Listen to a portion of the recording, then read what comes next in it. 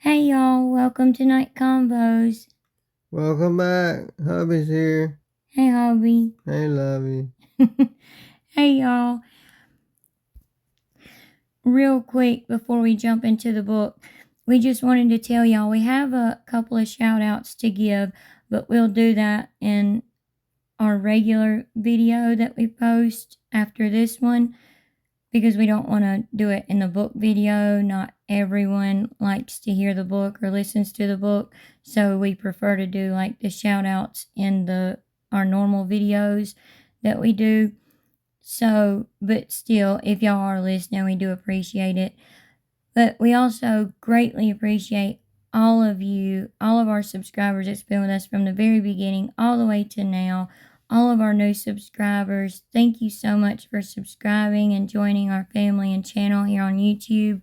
We truly appreciate all of you so much. Welcome to all of our new subscribers. And if you're not already, please make sure you subscribe, like, share. Sorry, y'all. Hit the notification bell, all of the things so that you don't miss any of our videos. And leave your thoughts and opinions in the comment section down below, and we'll be conversating with y'all like always. But like I was just saying, we do have a few videos that we're working on getting posted after this one. So we're going to jump straight into the book so that we can post those other videos, work on those, and get those posted this evening, hopefully. I mean, I know we'll at least get one other one posted this evening, but we're going to try to get a few others posted. But thank you all so much. We're going to go ahead and jump into the book. Okay, so like always, I'm going to play like 30 to 35 seconds of the last chapter and then let it play into chapter 15 and play the first half of the chapter, and then we'll give our commentary on it and then play the last half of the chapter and we'll give our commentary on the last half of the chapter. But like we were saying, we have some videos coming, somewhere we were, talking to Christy on a live panel, and we've got that video coming out. We've got other videos coming out that don't have to do with Gypsy. We've been trying to get through the video that has to do with the person that was very close to our family and us and stuff that we knew very well that committed a heinous crime that, we worked with, everything and all, and then they just went off the deep end and went delulu. And anyway, we are getting that video out, we promise, but it's hard to work through when somebody close to you does something like that. It's just wild. I mean, they weren't a family member, but they were very close to our family. So anyway, and then, we also have a video coming out about Gypsy and Ken just celebrating not being with their baby, which is wild. But anyway, just wanted to give y'all a little bit of information on what videos we have coming out. Okay, now I'll jump into this. Okay, so we're starting out with 30 seconds of the last chapter, which, remember, we showed y'all a lot of crime scene photos, a lot of things like that in the last chapter. So for those of you who haven't seen that chapter, I know that's a bit of a long video, chapter 14 was, but it's a very, very interesting and informative what all we showed and went over and all of that, which we're going to do videos also looking at the crime scene photos and going over those and, just looking at them and getting y'all's thoughts and opinions on them and stuff and what really might have happened that night. Because remember, chapter 14 was about the night she unalived her mom, okay, and let Nick in the house and everything. And we've told y'all before, our opinions are that she had something to do with it, like, really. Yeah. So, we really truly think that she had something to do with it after looking at, a lot of the crime scene photos, a lot of the evidence markers, a lot of the records and stuff like that. But we're going to share those with y'all and do videos on that as well. Okay, so here we go. My logic was that if there were no pictures of me, maybe nobody would know I lived there, and everyone would forget all about me. I imagined that when the police found her, they'd write in their notepads that Claudine Dee Dee Blanchard was just a single woman living in the world, alone, all by herself. In many ways, she had been. 15. The Hideout from Hell. Nick had booked a room at the Days Inn in Springfield. It was dawn by the time we checked in. The plan was to take a bus to Wisconsin later that day, except there weren't 2 bus tickets available until days later, on June 12th. So we holed up in the hotel, ordering pizza every day, while I ate painkillers in between meals. I was high as a kite and didn't think about what would happen when I ran out of the oxy. It recently crossed my mind that Nick and me getting caught may have prevented me from going to dangerous lengths in order to keep getting my fix. Would I have wound up with a laced street-grade pill or upped my game with a more intense drug of choice? My drug use could have led to my own death. During the trial, a damning video of Nick that I recorded on my phone was shown. I giggled incessantly while saying, "He's eating a brownie. Later, he'll be eating me." Watching the entire courtroom see that video at Nick's trial was more humiliating than I could describe.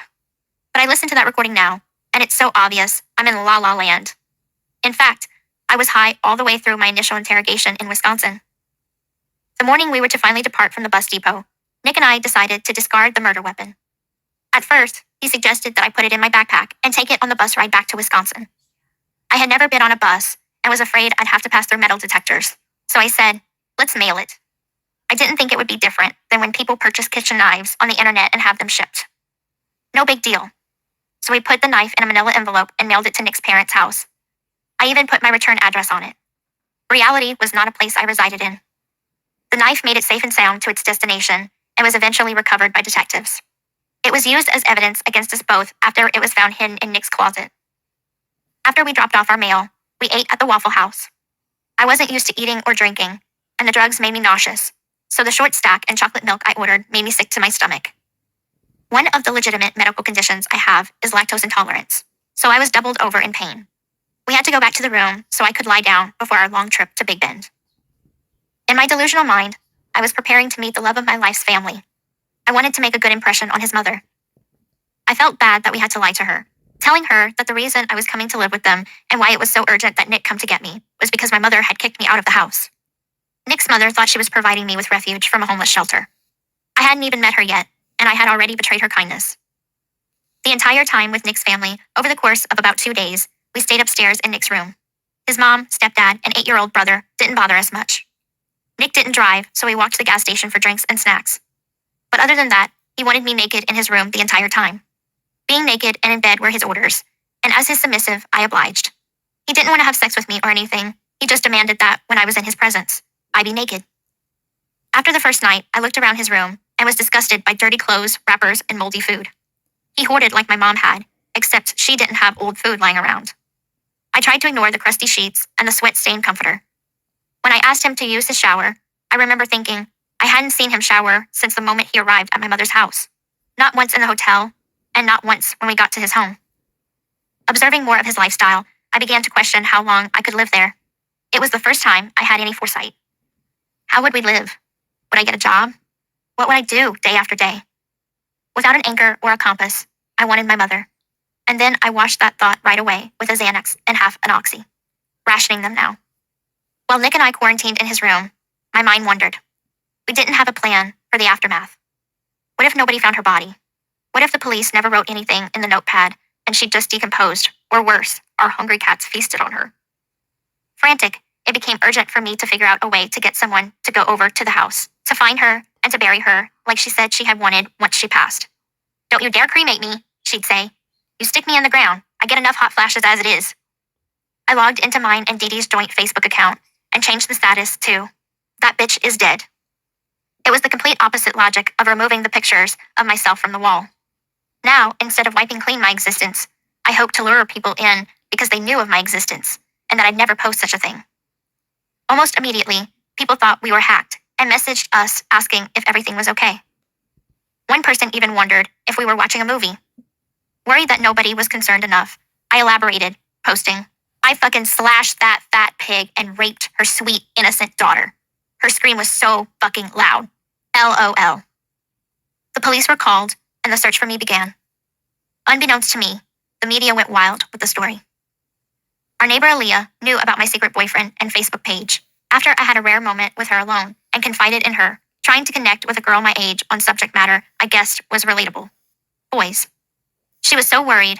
Another one of my betrayals that still haunts me. Aaliyah was kind and generous and told detectives about my online boyfriend. It didn't take long for the police to trace my laptop's IP address to Nick's home. On June 15th, 2015, 5 days after the murder, armored police vehicles and what looked like a SWAT team surrounded Nick's family's house, treating the situation as a kidnapping. I can't imagine the fear and confusion that came over Nick's family, especially his little brother, as the police removed them from their own home. Then over the loudspeaker, we heard, Okay, sorry, y'all. I meant to stop it at 8:23 and stopped it at 8:25. Anyway, I don't believe that Nick's mom left his room like that. Like, she took care of Nick and stuff. Yes, after he was arrested and all that stuff, sadly, she fell back into addiction and passed away from that. And he couldn't even be there for his mom's, last breath, to give her a hug, to be there for her funeral. Nothing. He couldn't be there for any of that. All because he got on a Christian dating site to try to find a friendship or even a relationship, and instead found this thing right here y'all see on the screen, Gypsy. But I don't believe that his mom left his room with moldy food and all that crap in it like she tried to say. No. Like, I really don't believe that. But anyway, if the plans was to take a bus to Wisconsin where Nick lived later that day, why didn't Gypsy buy herself a ticket as well? She definitely knew how to because she bought Nick's ticket. Heck, she had her own bus pass to use in Kansas City where she lived in her own name that, yes, Dee Dee knew about. That's how Gypsy got around and went places. We have the proof for that as well. Y'all look. I'm sorry, y'all, if I sound tired. I just got off work. Yeah, Hobie just got off work. So, anyway, we apologize for that. Because Hobie, bless his heart, when he works 12, 14 hours, y'all, he really is tired when he gets off work. But anyway, this is what I wanted y'all to see. And we're getting to the bus pass, but y'all see this is Gypsy's room.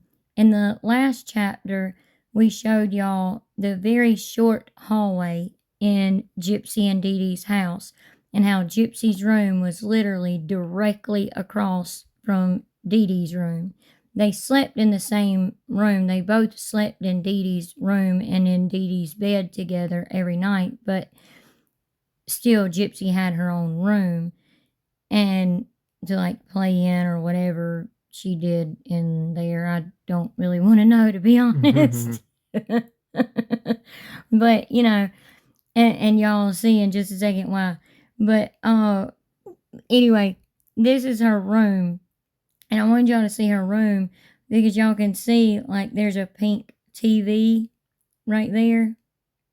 Y'all can see like the pink TV right there sitting on her dresser. The bus pass is laying right beside that TV. So, Gypsy, you trying to tell us that you had to stay in the wheelchair all the time and you were bound to the house and your mom would never let you leave the house, yet you had a bus pass where you could leave at any time and go to wherever you wanted to around town. Because y'all, this was a bus pass, not a bus ticket to go to Wisconsin with Nick. Not that. This is different. But she had a bus ticket to where she could go, like, get on the local bus and go all around, Kansas City where they lived in Missouri. And also, if y'all see right over here, that evidence marker 103, there's the evidence marker. They're marking that because they literally cut like little sections of her mattress out. Y'all can see one right there, and then there's a shorter one right there. They would have done that if they found like the red stuff, like blood or semen, bodily fluids, that type of thing. There's also a crime scene photo where they cut out part of the carpet in one of the rooms, and it probably because when they sprayed it with luminol, like when they sprayed it with luminol, it probably lit up like a Christmas tree, which is it's a like a liquid that they will spray on bedding, on the floors, on whatever, even on walls sometimes, and they can turn the lights out and then use like a black light to show any type of bodily fluids or even bleach, like cleaning products and stuff, where when a murder happens or something like that and it looks completely clean, they can, prove, hey, look, here's where, they use cleaning products to clean something up. Or like if a grape happens or something, they can show, see, here's the bodily fluids right here. Like you can't see them with the light turned on, but after you spray it with luminol and then turn the lights out, that's how it works, ain't it? Yeah. Okay. So yeah, when they turn the lights out and they spray it with luminol and then shine a black light on it, it shows up like the bodily fluids and cleaning products and stuff like that. So it's funny how she said her and Nick had sex in her bed and parts of her mattress is cut out. So I do believe that happened, but I do not believe that it was a grape. I really don't. I mean, that's just my opinion. No. And I'm definitely not one to say that someone was not great or that someone, was not essayed as a child or abused as a child, because hubby and I mean, we've been through things, growing up and stuff like that, and in our adulthood and stuff, and everything. What I'm getting at is like well, not we've all been through things, but a lot of us have been through things, so that's why this book can be a trigger for those people who have been through stuff like that, growing up and everything.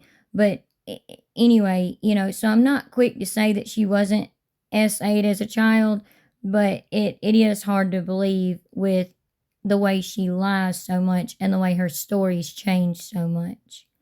But I wanted y'all to see her room so that y'all could see the pink TV and stuff and see where the bus pass is. So here's the pink TV up even closer, and then there's someone holding an evidence marker up close to it. And y'all can see the bus pass laying on the dresser. And you want us to think, Gypsy, that your mom didn't know you had a bus pass? And here it is, close up, y'all. See that?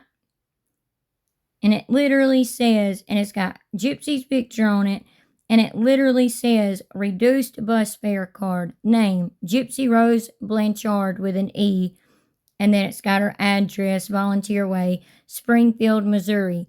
Expiration date October 4th of 2015. So code C, whatever that means. I've never taken a bus or anything. Y'all, we live in a small southern town, so we don't have a bus. But I don't know what that means. But anyway, it would have expired that October. But y'all remember she unalived her mom in June of 2015. So it would have expired that October. But regardless, she had a bus pass. So y'all can see that. And this is what we were saying in the last chapter. What do y'all think her end game was? What do y'all think her plan was to do after the unaliving? Since she didn't buy herself a bus pass to Wisconsin, or not a bus pass, a bus ticket to Wisconsin, she had bought Nick one. She bought him like a round trip ticket, to come to Missouri where she was, and then back to Wisconsin. Well, when she bought that ticket for Nick, why didn't she go ahead and buy herself a ticket as well, since she knew she was going to be going back to Wisconsin with Nick? See, that makes you wonder. That makes you think. You know, Yeah, like what? Like why would she not? Why would she not, buy herself a ticket?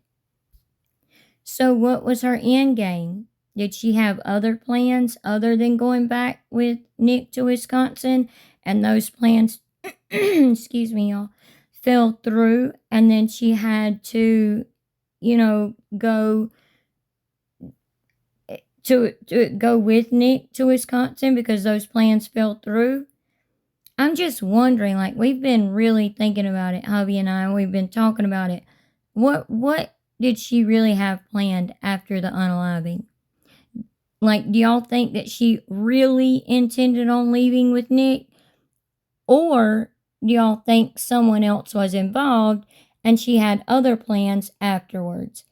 One more thing, if y'all do think she had other plans, what do y'all think they were? Because that's what we're thinking. But what do y'all think? And what do y'all think her other plans were, if y'all think the same thing? Just think about those things and let us know in the comments, because we really want to have a discussion about it and see y'all's point of views. Okay, so anyway, she says that they stayed held up in the hotel for 2 days because the bus station didn't have another ticket available for the same bus for 2 days. So they stayed there ordering pizza with her taking painkillers. That's not true. They went to the Waffle House, which she claims made her sick after eating a short stack. They don't have a short stack.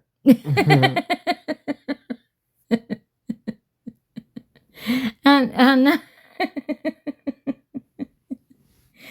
They really don't. Like, I was about to say that. I know. Like, the IHOP is literally called IHOP. It stands for International House of Pancakes.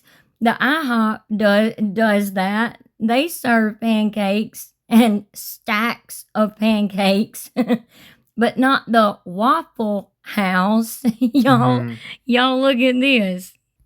Okay, so here's IHOP, which serves pancakes, and y'all can literally see in the picture, see, short stack for $1, okay, which is 3 pancakes stacked up. Get it? Short stack from the IHOP, and y'all can literally see IHOP right there.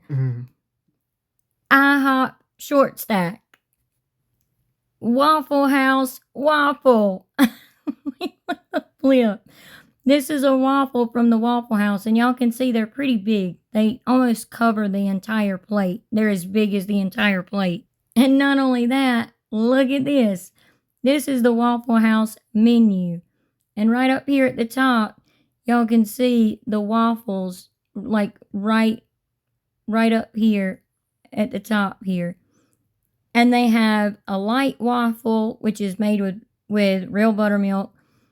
Then they have a double waffle, which is 1 waffle, and then you can add 1 extra one to your plate, where you have 2 waffles, but it's not called a short stack. It's literally called like a double waffle. I mean, when you think of stacks, it's pancakes, not waffles. And then it shows that you can get it with sausage, bacon, ham, or eggs. And you can even get your waffles with pecans or chocolate chips in them. But regardless, this is like they don't serve short stack. Just for those of you who may not know. Just for those of you who may not have a Waffle House or an IHOP near you and have never been there or something. Just wanted to show y'all that. So why even lie about that, Gypsy? Do you really still need to ask that? No, you're right. I don't. We know she's a pathological liar by now. and lies for no reason at all. Like, really, a short stack at Waffle House, y'all. A short stack at Waffle House.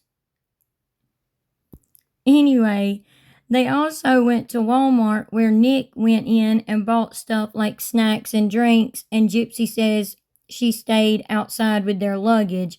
Well, she actually says that he demanded her or commanded her to stay outside with the luggage. So, what in the world, Gypsy? So, listening to the brownie recording was more humiliating to her than she could describe, but unaliving your own mother wasn't humiliating or shameful feeling at all, Dipsy Gypsy? Or all the nonsense you have been spewing from your mouth since you got released from prison? Or the nonsense videos you've made? Okay, Gypsy, if you say so. Mhm. Like, really? And of course, she explains it all away by saying she was in La La Land from the painkillers, even during her interrogation. She wasn't too much in La La. What?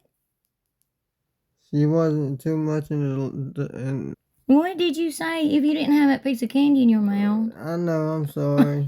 She wasn't too much in La La Land to ask for a lawyer. Oh, dang. It's like, what? Y'all, I'm sorry. Like, I couldn't understand what he was saying. Maybe y'all could, but I couldn't. But yeah, she wasn't. She wasn't too much in La La Land to ask for a lawyer. Talking about saying, "Oh, sir, I need a lawyer." All that. I was about to say that though. Like, no, she wasn't too much in La La Land to ask for a lawyer. Mhm. She wasn't in too much of a La La Land to go running to the door saying, like in her purposeful baby voice, "I want a lawyer, sir, sir, I want a lawyer, please, sir."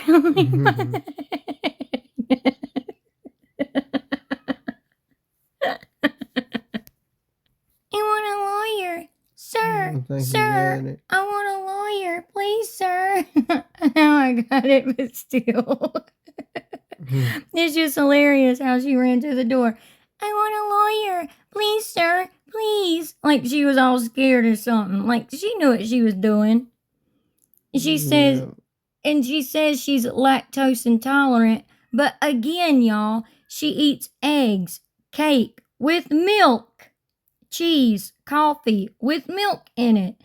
Like y'all remember the whole Starbucks thing where Kenny Boy Knurker took her to Starbucks for the first time so she could try a pumpkin latte or whatever. That has milk in it there, Dipsy Gypsy. She eats all kinds of lactose products. She's so full of her dang self. Seriously. And Gypsy, you didn't feel not a bit bad about lying to Nick's mom. Your whole life is nothing but one huge lie, still to this day. So you can stop with the BS of trying to have a fresh start because you will never stop. She feels bad now about lying to Nick's mom. Yes, yeah, you're right about that. Like, what the actual flip? You feel bad about lying to her about why you're coming to stay there, but not for lying and telling her that her son was okay when she got a bad feeling about him being with you those few days and couldn't get in touch with him. And you told her on Facebook Messenger that she had nothing to worry about and that he was okay. You didn't feel bad about lying to her and telling her that her son was okay, knowing he was coming to do what he thought was saving your A, or for the 2 years you messaged with her son to screw with his head, or messaging with her pretending to be someone you weren't to get him to come, quote, save you. Oh, but you felt bad all of a sudden while you were in, quote, La La Land. Mhm. Sorry, I was thinking back to a second ago of what you was trying to say. Mhm. And you didn't feel like, quote, bad for like saying you were when you were lying to her, when you were in quote la la land, lying to her and making her think that she was saving you from a homeless shelter. You've got to be kidding me, Gypsy. What do y'all honestly think? Y'all, Nick's stepdad has already said that her and Nick were being allowed having sex, and he had to knock on the door and tell them to cut it out or be more quiet. It was something like that. I can't remember exactly what he said he told them, but he said he would be like getting ready for work in the morning or coming home from work in the afternoon, and they were like steadily going at it, having sex the whole time they were there. Staying up in Nick's room upstairs, locked in his room, having sex being allowed. But she tries to tell us that they weren't having sex. She just had to lay there naked the whole time. Gypsy, who do you think you are talking to, Gypsy? Because the rest of the world out here, we're sane, okay? We are sane out here. We have sense out here, okay? So I don't know who you think you're talking to. Dang. But yeah, he would have to tell them to like knock it off or, quiet down or whatever. It was something like that. So drop the poor, pitiful me act, Gypsy.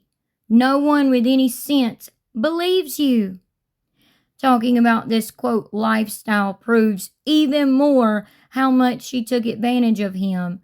Oh my goodness, dang this girl. Like, I just don't know. I just don't know anymore, y'all. This girl is getting more and more ridiculous. But eventually in the book, and y'all, we only have like, I think 4 or 5 more chapters to go. 15. No, we have, like 5 or 6 more chapters to go. But yeah, she's gonna eventually get to, marrying or meeting Ken and getting engaged to Ken, and then him breaking up with her, and then marrying Ryan and getting out of prison. She's eventually gonna get to that, but I'm sure it'll still be full of lies though.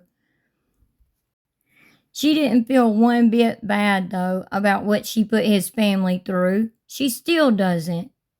Don't, huh? I said no. No, she really doesn't. Like, what do y'all think? Do y'all think she feels bad? Okay, we'll listen to the second half now, but she just left off about the SWAT team surrounding the house, and she can't imagine what Nick's family was feeling with the SWAT team surrounding their house. I imagine they were freaked out. Any sane person would be, but again, we're all sane. I don't know about you, Gypsy, but we're all sane. Alright, y'all, here we go with the second half. Especially his little brother, as the police removed them from their own home. Then over the loudspeaker, we heard, "Nick, go to John. Come out with your hands above your head." I looked at Nick. He looked at me. We were both naked. Robotically, quietly, we got dressed. Hearing a forceful voice call out Nick's name, like he was a known fugitive, was surreal, dreamlike. I didn't think yet that I was in trouble, but I also didn't know what our next move would be. "Come here," Nick said, pointing to where he was standing in front of his closet. We both got into the closet, locked the door, and sat. "What are we going to do?" I asked Nick, my only guiding light. "We just stick to the story. Your mom kicked you out, you were on the streets, and I came to get you to live with us. We stick to that story, no matter what." Realizing we were about to be separated, I began to tremble. The gravity of losing him pulled on my heart. "Okay," I answered. "Stick to the story. But I promise, I'm going to get you the best lawyer money can buy with the $4,000. We sealed our pact with a kiss. Nick let me go down the stairs to the front door first. I remember being at the landing before taking my first step and seeing all the police in their military gear, like you would see on the news about troops in Afghanistan. I was about to descend into a sea of bulletproof vests and helmets and guns. The guns had lasers on them. The lasers were pointed at me. "Hold your fire! Don't shoot! Don't shoot!" Several voices collided. They hadn't expected me to come down first. "Keep your hands where we can see them." Instinctively, I put my arms up like a goalpost. "I'm okay. I'm okay," I kept saying. "I'm unarmed. I'm coming down." The instant I appeared at the front door, a hand yanked me, like a cane yanks a bad act off stage. I was swooped away by my shoulders, carried off as if my kidnapper was at my heels. They cuffed me behind my back and sat me on the hood of a police car, firing off question after question. What's your name? How old are you? What's your social security number? I told them I was Gypsy Rose Blanchard, with an E at the end, and that I was 19. I was really about a month shy of 24, the same age my mother was when she had me. I had no clue about my social security number. The questions continued. Does he have any weapons? Any bombs? Has he hurt you? I told them he didn't, waiting for Nick's silhouette to appear in the doorframe. Then I saw several police officers holding on to him and body slamming him onto the concrete where they cuffed him. And I remember him hollering, "Hey, you're hurting me!" We're taken in separate police cars to the precinct, where Nick and I would wait for Missouri detectives to fly to Wisconsin to take over the case. The room I waited in had a comfortable couch. I remember a pillow in the shape of a fish. There was a guard outside who I babbled to. I just kept talking and talking out of nervousness, telling him all about my trips to Disney World. For 4 hours, I went on and on about every movie in the Harry Potter series. At this point, there were nice people asking me about the different medications I was taking. They were concerned I hadn't taken my dosage of Keppra, my seizure medication, so they managed to get me some, which always made me sleepy. I napped while I waited. It took 10 minutes for Nick to give me up. I didn't trail too far behind that. Detective Stan Hancock questioned me, while Nick had a female detective, Angela Mahoney, question him. We stuck to the story as long as a wet noodle sticks to a wall, and then it was every man for himself. Looking at the footage of me in the interview room, I don't recognize or recall myself. It's almost like being out of body, seeing yourself the way everyone else sees you, the way you really are. I don't like the girl I see, but I understand now we are naturally wired for self-preservation. As full of holes as my responses were, I was trying to build my own life raft. The detectives bet on a bluff, telling Nick that I had ratted him out. Then they sat back and let the he said, she said game begin. Nick named me the mastermind. I named him the monster. He said he was trying to save me from abuse. I said my mother was my best friend. He said I bought the knife, gave him the gloves, rounded up duct tape. I said he had a dark side and wanted to feed her to the pigs and rape her dead body. He said my mother made people think I was sick. I said Nick was sick. The seasoned detectives knew soon enough we'd implode, as we moved facts around like chess pieces on a board controlled by expert opponents. As Hancock moved from questioning to probing, I could feel the temperature of the water rising, boiling me alive. I'm in trouble. Finally, I realized it, and as such, I panicked. My sentences made no sense. Most of the time, I didn't even finish them. But she hated him. She despised. She wouldn't. It's just that I wasn't sure how to articulate that I just wanted to be free. That it was her or me, do or die. She was going to hurt me. She was going to slit my throat. She was going to take my voice. Would they listen to me? Would they understand it? Would they care? Why would they? I didn't trust a soul. And once Hancock told me Nick blamed it all on me, I mourned the loss of the trust I had for him. As I became undone, Hancock spoke in metaphors. Something like, this is your chance to write your own story. You're the pen, and I won't know anything until you tell me what happened. Why did you do this? I didn't, I cried. I didn't. I was lying, but I was telling the truth. That didn't make not a Mhm. bit of sense. She Yeah. was lying, but she was telling the truth. I know. Y'all, she threw Nick under the bus and ran back and forth over him until she couldn't run over him anymore. Literally. Trying to say she was going to be there for him and help him with a lawyer and all this other BS that spews out of her mouth. Then she just admitted, y'all, that she knew her real age, which was 23, almost 24 at the time. Yet she still told them 19, just like she lied about her last name. Nick didn't give her up. Yeah, I know. He told them the truth of what he did. He never gave her up in 10 minutes, and she would have had no way of even knowing that either. She was in a whole separate room. I mean, that don't even make sense.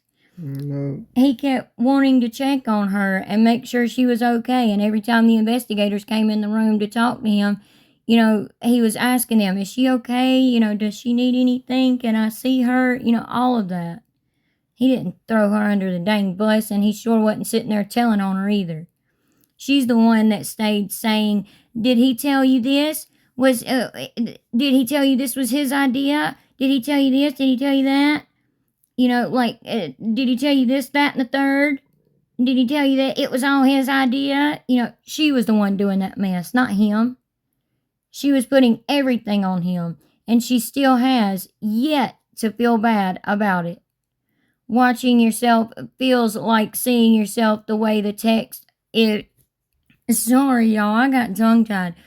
But her saying it's easy to get tongue tied with what she said. But her saying watching yourself feels like seeing yourself like out of body is what she said. Watching yourself feels like seeing yourself the way everyone else sees you, Gypsy. Like the way you really are, the way you really are. Because we see you for the way you really are.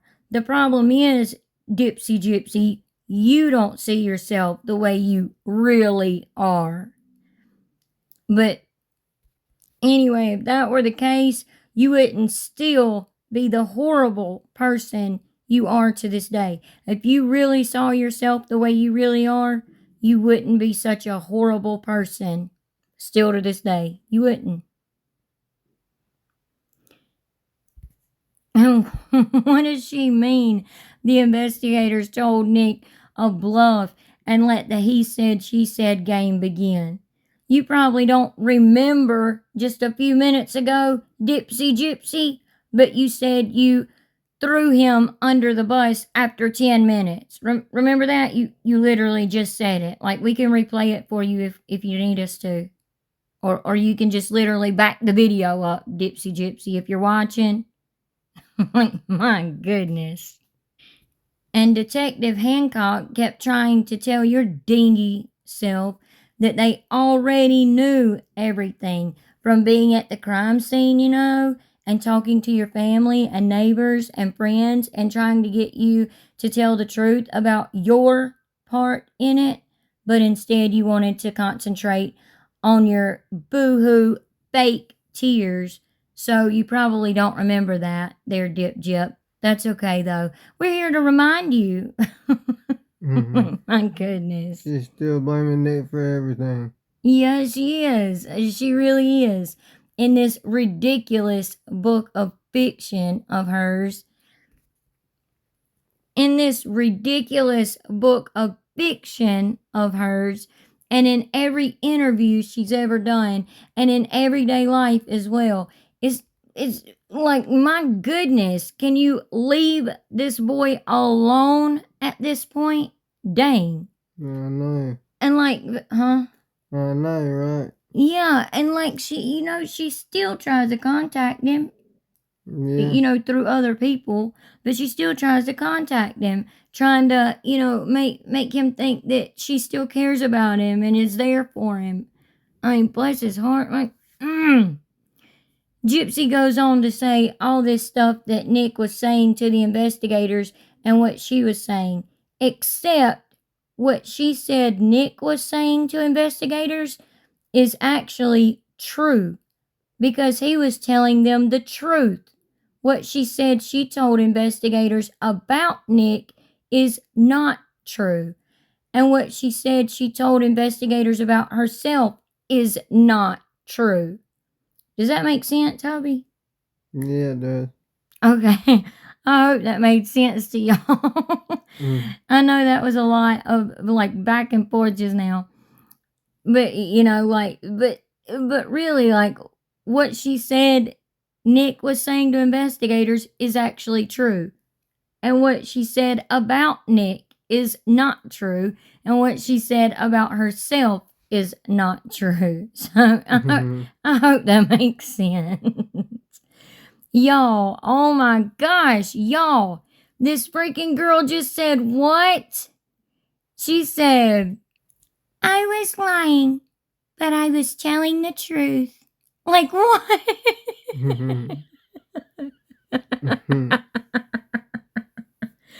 Like what you said a minute ago, hubby. Like, what the flip?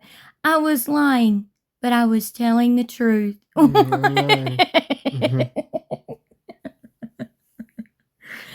Gypsy, Gyp.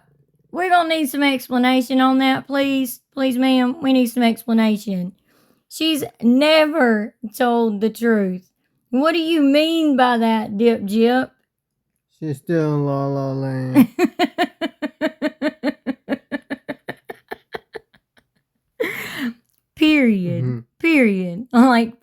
She truly is. What do y'all think about that? We're telling y'all book of fiction right here. Dang. She ought to feel bad about this book. Or embarrassed. Yeah, for real. Exactly. Yes. I dang sure would be and I dang sure wouldn't be bragging about the book either. Like what the flip. I was lying, but I was telling the truth. I can't get over that. I gotta play it. I didn't. I cried. I didn't. I was But you did. But you did. I was lying, but I was telling the truth.